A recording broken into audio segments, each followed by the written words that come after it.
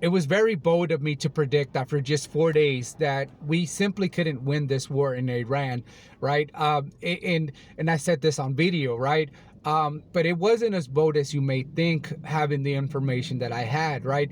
I knew first and foremost that we couldn't afford another 20-year war like we did in Afghanistan, another 8-year war in Iraq.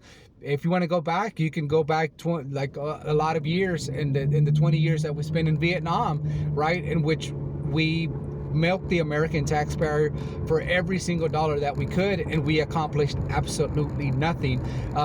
Because if you didn't know, we also lost those wars like we just did now in Iran.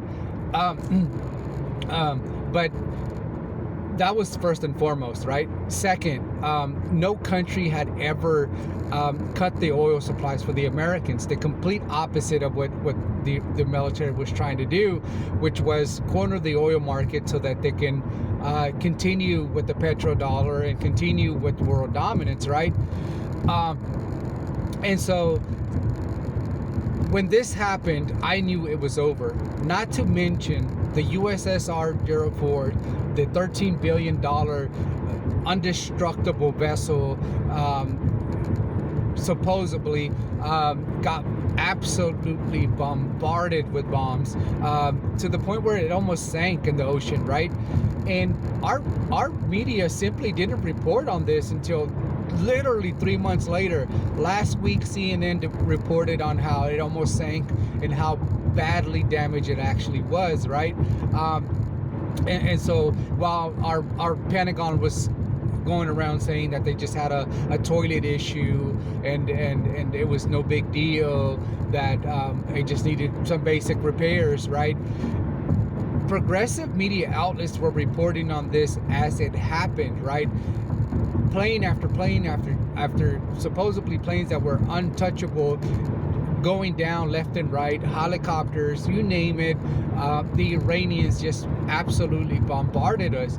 The defense missiles that supposedly were untouchable got to meet the supersonic missiles of the Chinese that thanks to our corrupt politicians sending over technology over to China decade after decade, the Chinese now have this massive amount of technology, advanced amount of technology that we simply can only dream of, right? Because we can't even manufacture supersonic missiles. And so they, of course, provided this technology to the Iranians because guess what? It's in their best interest to do so. This war was really about China, not Iran. It's about cornering the market for oil so that they had all the leverage on the Chinese and the rest of the world for that matter. But Iran just received amazing concessions, which is, in my opinion, just made them a superpower. Whenever the Americans have to unfreeze your bank accounts, because if you didn't know, American has the ability to freeze your bank accounts if you don't align with what they want you to do, right? They've done it with Cuba for 65 years, putting sanctions on them. They've done it with Venezuela, which completely destroyed their country essentially, and they've done it with Iran, right? Iran would not even come to the negotiation table unless those assets were unfrozen, which the Americans are now going to do. But think about it this way.